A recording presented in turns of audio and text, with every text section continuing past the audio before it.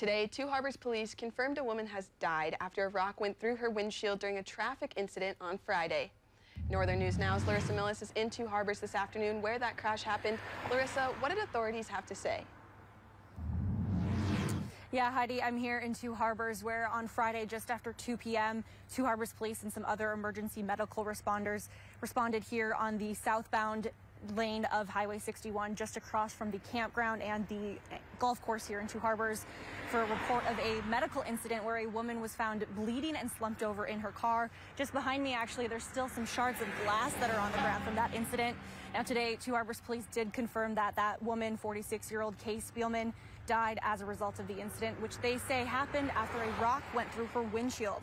Now, according to police, at some point, a rock about the size of a fast-pitch softball hit Spielman's car hood, went through her windshield, and hit her.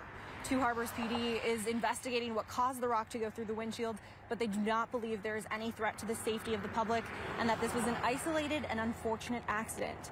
Police say bystanders found Spielman bleeding and slumped over in her vehicle.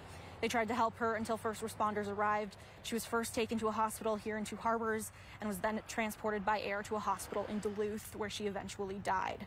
Police Chief Rick Hoganson says Spielman's family wants her remembered as the caring and giving person she was.